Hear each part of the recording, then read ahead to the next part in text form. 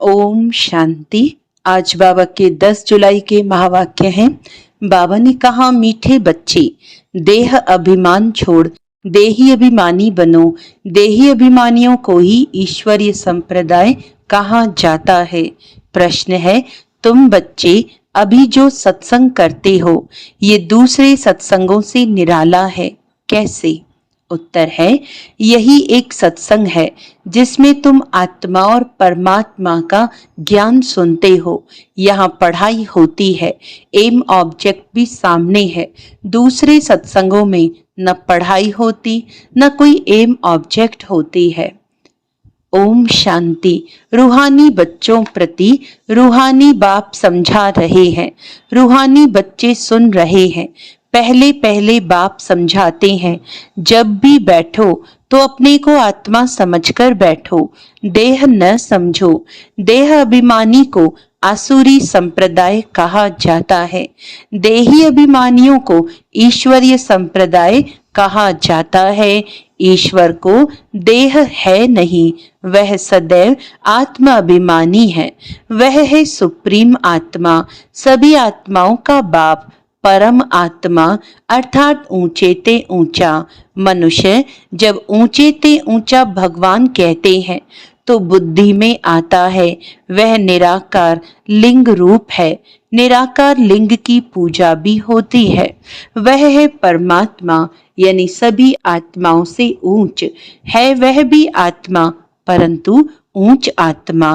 वह जन्म मरण में नहीं आते हैं, बाकी सब पुनर्जन्म लेते हैं और सभी हैं रचना। रचता तो एक ही बाप है। ब्रह्मा विष्णु शंकर भी रचना है। मनुष्य सृष्टि भी सारी है रचना। रचता को बाप कहा जाता है। पुरुष को भी रचता कहा जाता है। स्त्री को अडॉप्ट करते हैं, फिर उनसे क्रिएट करते हैं, पालना करते हैं, बस विनाश नहीं करते हैं। और जो धर्म स्थापक होते हैं वह भी क्रिएट करते हैं, फिर उनकी पालना करते हैं, विनाश कोई भी नहीं करते। बेहद का बाप, जिसको परम आत्मा कहा जाता है। जैसे आत्मा का रूप बिंदी है, वैसे ही परम पिता परमात्मा का भी रूप बिंदी है। बाकी इतना बड़ा लिंग जो बनाते हैं वह सब भक्ति मार्ग में पूजा के कारण बिंदी की पूजा कैसे हो सकती? भारत में रुद्र यज्ञ रचते हैं तो मिट्टी का शिवलिंग और सालिंग्राम बनाकर फिर उनकी पूजा करते हैं। उनको रुद्र यज्ञ कहा जाता है। वास्तव में असली नाम है राजस्व अश्वमेध अविनाशी रुद्र गीता ज्ञान यज्ञ, जो शास्त्रों में भी लिखा हुआ है। अब बाप बच्चों को कहते हैं, अपने को आत्मा समझो और जो भी सत्संग है उसमें आत्मा या परमात्मा का ज्ञान न कोई में है न दे सकते हैं। वहां तो कोई एम ऑब्जेक्ट होती नहीं। तुम बच्चे तो अभी पढ़ाई पढ़ रहे हो। तुम जानते हो आत्मा शरीर में प्रवेश करती है। आत्मा अविनाशी है, शरीर विनाशी है। शरीर द्वारा पाठ बजाती है। आत्मा तो अशरीरी है ना, कहते भी हैं अशरीरी आए हैं, अशरीरी जाना है। शरीर धारण किया, फिर शरीर छोड़कर अशरीरी जाना है। ये बाप तुम बच्चों को ही बैठ समझाते हैं। यह भी बच्चे जानते हैं, भारत में सतयुग था तो देवी देवताओं का राज्य था, एक ही धर्म था। यह भी भारतवासी नहीं जानते हैं। बाप को जिसने नहीं जाना उसने कुछ नहीं जाना। प्राचीन ऋषि मुनि भी कहते थे, हम रचता और रचना को नहीं जानते हैं। रचयिता है बेहद का बाप, वही रचना के आदि मध्य अंत को जानते हैं। आदि कहा जाता है शुरू को, मध्य बीच को। आदि है सतयुग, जिसको दिन कहा जाता है। फिर मध्य से अंत तक है रात। दिन है सतयुग त्रेता। स्वर्ग है वंडर ऑफ वर्ल्ड। भारत ही स्वर्ग था जिसमें लक्ष्मी नारायण राज्य करते थे।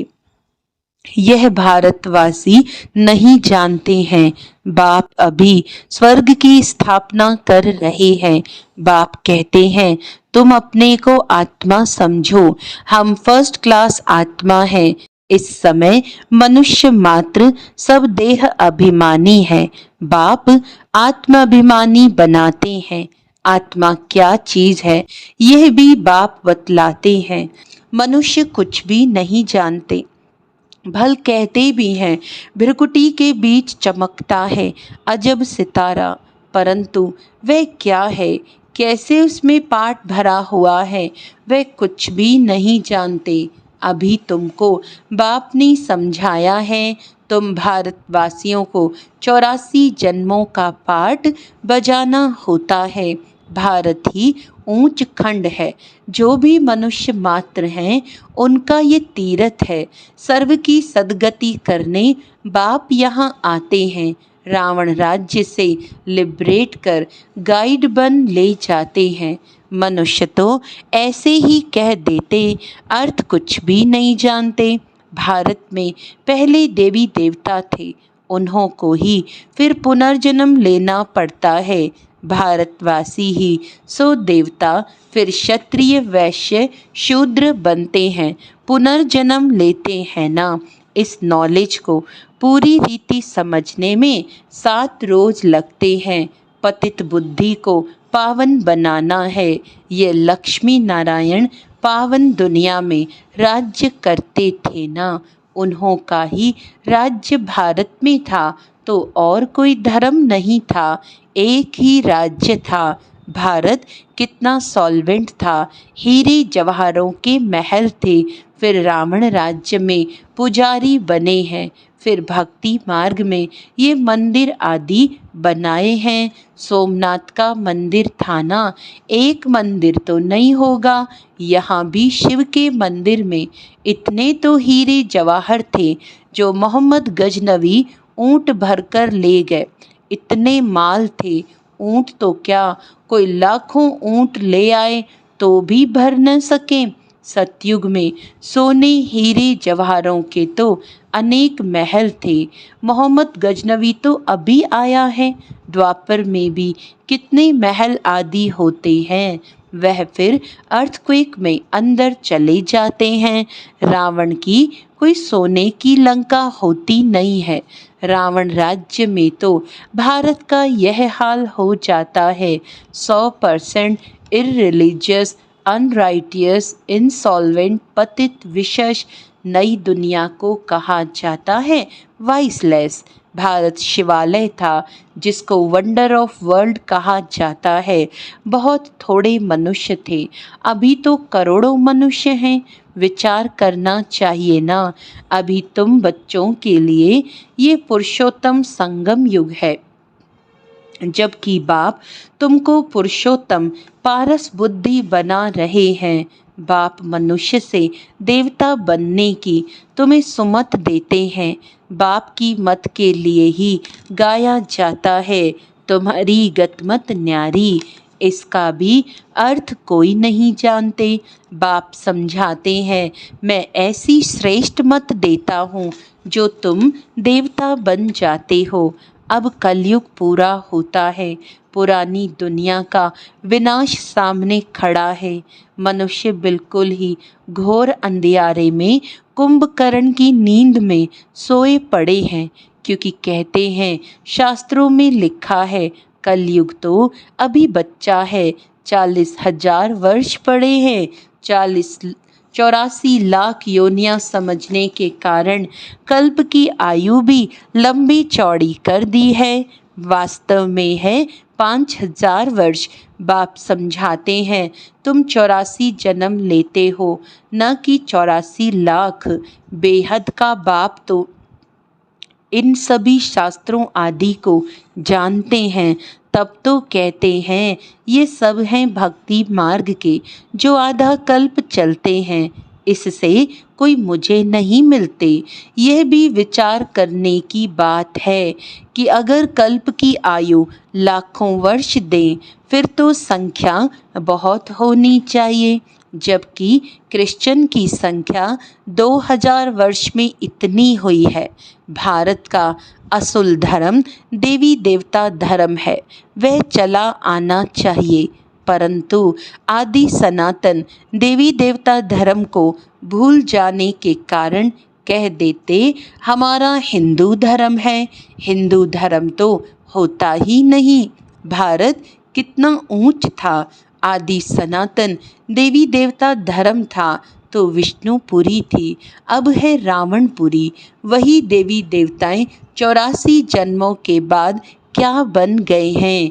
देवताओं को वाइसलेस समझ, अपने को विशेष समझ उन्हों की पूजा करते हैं। सतयुग में भारत वाइसलेस था, नई दुनिया थी जिसको नया भारत कहते हैं। यह है पुराना भारत। नया भारत क्या था, पुराना भारत क्या है।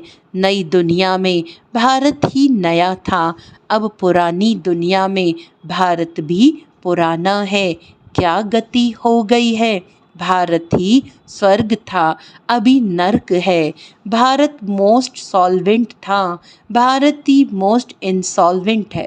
सबसे भीख मांग रहे हैं, प्रजा से भी भीख मांगते हैं। यह तो समझ की बात है ना। आज के देह अभिमानी मनुष्यों को थोड़ा पैसा मिला तो समझते हैं हम तो स्वर्ग में बैठे हैं। सुखधाम स्वर्ग को बिल्कुल जानते नहीं, क्योंकि पत्थर बुद्धि हैं। अब उन्हें पारस बुद्धि बनाने के लिए 7 रोज की भट्टी में बिठाओ, क्योंकि पतित है ना। पतित को यहाँ तो बिठा नहीं सकते, यहाँ पावन ही रह सकते हैं, पतित को अलाउड नहीं कर सकते। तुम अभी पुरुषोत्तम संगम युग पर बैठे हो, जानते हो बाबा हमको ऐसा पुरुषोत्तम बनाते हैं। ये सच्ची सत्यनारायण की कथा है। सत्य बाप तुमको नर से नारायण बनने का राजयोग सिखला रहे हैं। ज्ञान सिर्फ एक बाप के पास है, जिसको ज्ञान का सागर कहा जाता है। शांति का सागर, पवित्रता का सागर, ये उस एक की ही महिमा है, दूसरे कोई की महिमा हो नहीं सकती। देवताओं की महिमा अलग है, परमपिता परमात्मा शिव की महिमा अलग है। वह है बाप। श्री कृष्ण है देवता, सूर्यवंशी सो चंद्रवंशी सो वैश्यवंशी। मनुष्य हम सो का अर्थ भी समझते नहीं। हम आत्मा सो परमात्मा कह देते हैं। कितना रॉन्ग है। अभी तुम समझाते हो कि भारत की चढ़ती कला और उतरती कला कैसे होती है। यह है ज्ञान, वह सब है भक्ति। सतयुग में सब पावन थे, राजा रानी का राज्य चलता था। वहाँ वजीर भी नहीं होता है, क्योंकि राजा रानी खुद ही मालिक हैं। बाप से वर्षा लिया हुआ है, उनमें अकल है। लक्ष्मी नारायण को कोई के राय लेने की दरकार नहीं है, वहाँ वजीर होते नहीं। भारत जैसा पवित्र देश कोई था नहीं, महान पवित्र देश था, नाम ही था स्वर्ग। अभी है नर्क, नर्क से फिर स्वर्ग बाप ही बनाएगा। अच्छा, मीठे मीठे सिकिलदे बच्चों प्रति मात पिता बाप दादा का याद प्यार और गुड मॉर्निंग। रूहानी बाप की रूहानी बच्चों को नमस्ते। हम रूहानी बच्चों की रूहानी बाप दादा को याद प्यार गुड मॉर्निंग, नमस्ते नमस्ते नमस्ते जी। धारणा के लिए मुख्य सार है, एक बाप की सुमत पर चलकर मनुष्य से देवता बनना है। इस सुहावने संगम युग पर स्वयं को पुरुषोत्तम पारस बुद्धि बनाना है। 7 रोज की भट्टी में बैठ पतित बुद्धि को पावन बुद्धि बनाना है।